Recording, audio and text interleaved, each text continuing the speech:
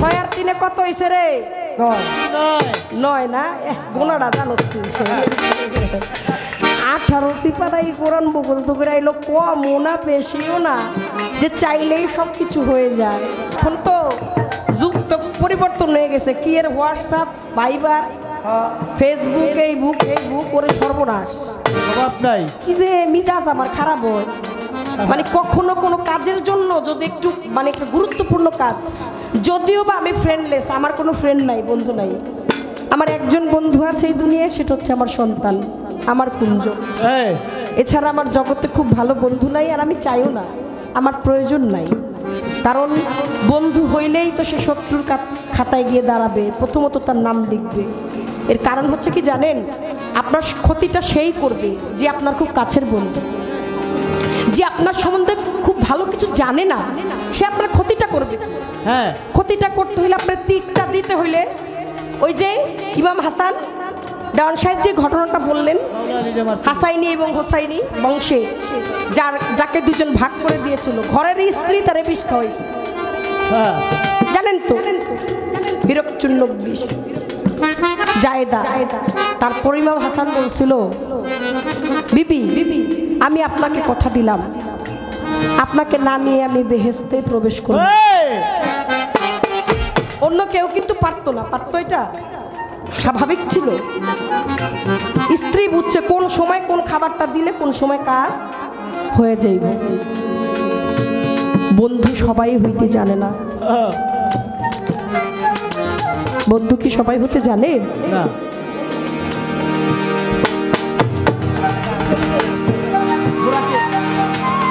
আমার আল্লাহ পাক আমরা এখন কষ্ট পাইলে তো একজন আরেকজনের কাছে কই না সবচেয়ে কাছের বন্ধু যে তারে ফোন করি দোস্ত আরে দোস্ত তুই জানলি না আমার আমি এই কষ্টটা পাইলাম দোস্তে আবার সুন্দর করে নিউডারে ট্রান্সফার করে দেয় মানুষ কষ্ট পেলে দুঃখ পেলে প্রিয়জনের কাছেই যায় আমার নবী করিম সাল্লাল্লাহু আলাইহি সাল্লাম ব্যথা পেয়ে গেলেন কোথায় মা উম্মে হানির ঘরে উম্মে হানি আমার দয়াল নবীকে দেখে সেবা সুস্থতা দিয়ে ঘুম পাড়ায় দিলেন এমন সময় আমার আল্লাহ বলে জিব্রাইল বন্ধু অনেক কষ্ট পাইছিল যে তায়েফ শহরে গেছিল ইসলাম ধর্ম প্রচার করার জন্য তায়েফবাসীরা মা আয়েশা সিদ্দিক একদিন রাসূল আকরাম সাল্লাল্লাহু আলাইহি ওয়াসাল্লামকে জিজ্ঞেস করেছিলেন ইয়া রাসূলুল্লাহ আপনার কি কখনো কোনোদিন বসন্ত রোগ হয়েছিল আপনার কি কোনোদিন ঘা হয়েছিল আমার নবী বললেন না আয়েশা কথা আপনার পৃষ্ঠদেশে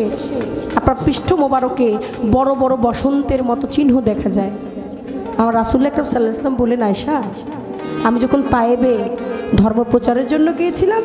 তখন তায়েববাসীরা আমাকে আঘাত করেছিল আরে ও গো নবীজি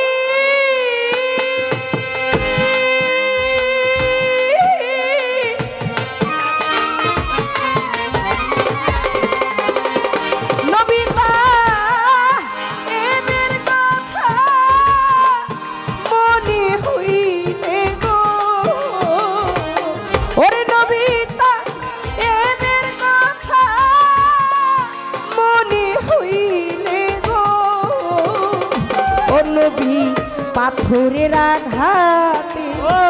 রক্তের স্রোতে নবী পাথরের আঘাতে রক্তের স্রোতে নবী পাথরের আঘাতে রক্তের স্রোতে জুতা মোবারক গেল আটকাইয়া দেখা দেন দয়ালি নবী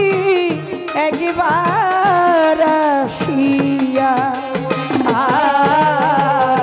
দেখা দেন মায়ার নবী একবার স্বপ্নে আসিয়া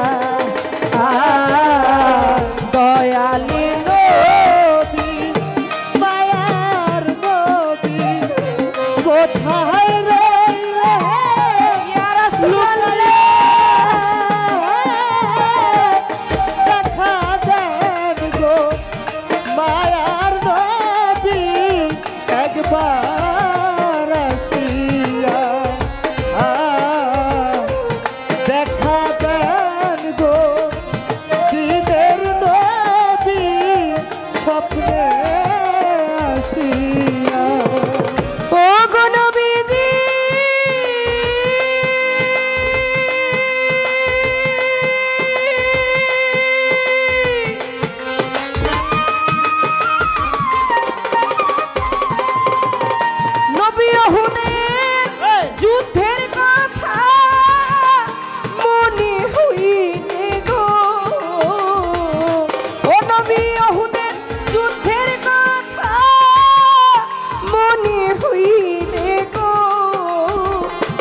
আমার নবীর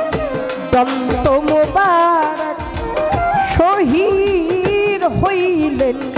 দস্ত মোবারক নবীর শহীদ করলেন শুধু উম্মতের লাগিয়া দেখা দেন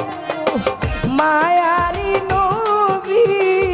একবার আসিয়া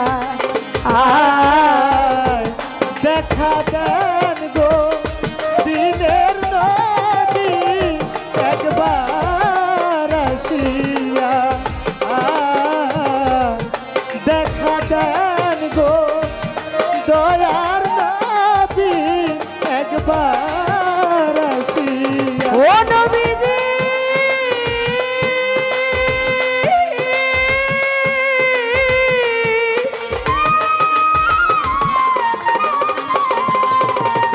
শাহজাহান সাজু আপনার পাপি উম্মত গো নবীজি নবীজি নবীজি ও মিরাজ বাবলি আপনার পাপি উম্মত গো নবী হাসরের মাঠে সাফায়াত করিবেন হাসরের দিনে সাফায়াত কইরেন নবী নিদানের কালে মেরাজ বাবলিরে সাফায়াত করিবেন আশায় থাকবো চাহিয়া দেখা দেন গো দয়ালি নবী স্বপ্নে আসিয়া দেখা দেন গো দয়ালি নবী স্বপ্নে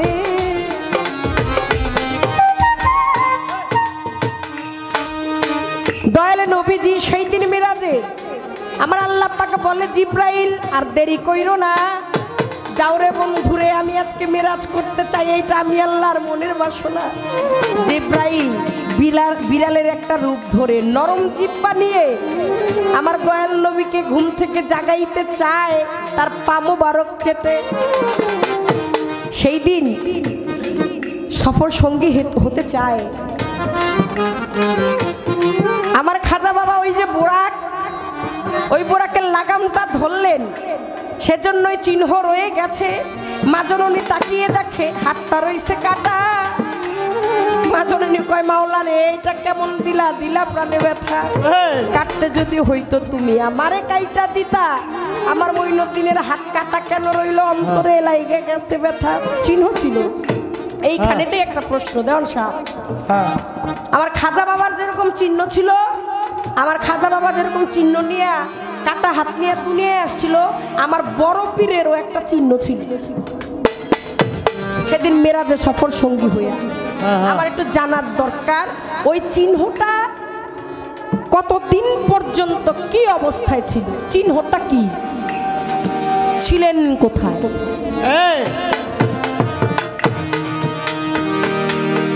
কত সুন্দর কথা বলে আমার বড় পীরের জীবনীটা ধরে মা জননীর গর্ভ থেকেই আব্দুল কাদের জিলানীর পীরানের পীর দাস্তাগের কুতুবের আব্বানি গাউসে সামদানি আমার বড় পীর 18 সিপারা কোরআন মুখস্থ করে এই কথা জীবনে আমি কেউ রেজি গাইলাই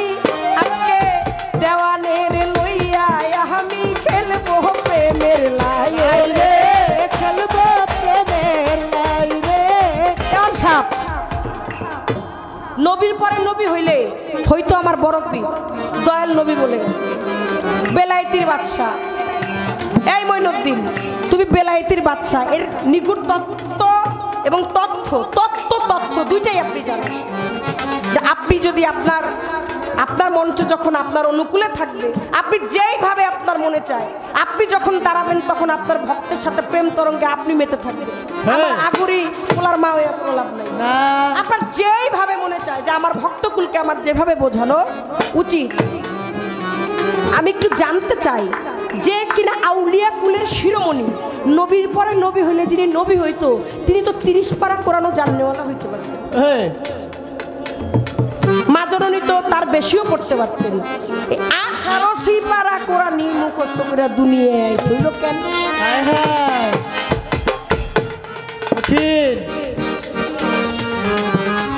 একটু কয়ে দিয়ে, হ্যাঁ 18ই কে 20 হইতে পারত। আল্লাহ আদম নবী 3 নামের এক ছবি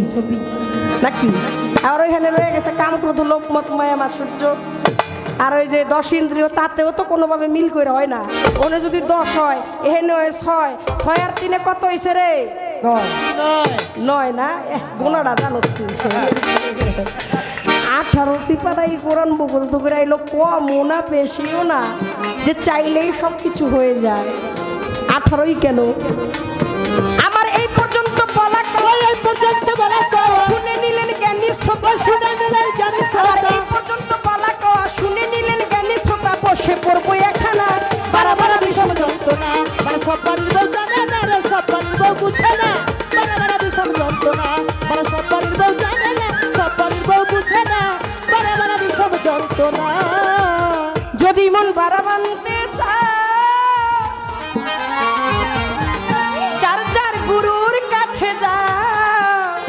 সবার আগে ভক্তি দিয়া ধইরা রাখো, ও জয়া ধইরা রাখো পাও, জয়া ধইরা রাখো পাও। যদি মন বাড়া বানতে চাও, কামেল গুরুর কাছে যাও, ভান্ডারির কাছে যাও, চাচার মুর্শিদের কাছে যাও, আমার মাতালের কাছে যাও, সবার আগে ভক্তি দিয়া ধইরা রাখো পাও, ও জয়া ধইরা রাখো পাও, জয়া ধইরা রাখো পাও। এই সোফা যাইবা আসা যাওয়া হবে রফা, বাড়া বানতে পারবা না, বাড়া বাড়া ভীষণ যন্ত্রণা। বাড়া সব বাড়ির বউ জানে না গো, সব বাড়ির বউ বোঝে না না, বাড়া বানা ভীষণ যন্ত্রণা। বাড়া সব বাড়ির বউ বোঝে না গো, সব বাড়ির বউ বোঝে না, ওই বাড়া বানা বানা ভীষণ যন্ত্রণা।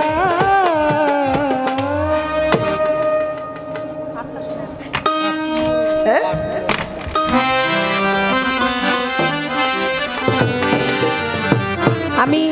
এখন একটি বিচ্ছেদ গান গাই, আমার মাতালের লিখা একটি বিচ্ছেদ গান গাই। কি যেহেতু আমার থেকে শুরু হয়ে গেছে মঞ্চ, আমি ডাউন সাহেবকে স্পেস করে দিব, জায়গা করে দিব, আর আমার কাছে আদেশও আছে একটি বিচ্ছেদ গাওয়ার জন্য। এই মুহূর্তে ঠিক আমার যেই গানটি মনে পড়ছে বা হৃদয়ের মধ্যে যেটা মনে হচ্ছে যে গাওয়া উচিত, ওই গানটাকে বসে যাই, তারপর ডাউন সাহেব আবার দাঁড়াবেন। ধন্যবাদ।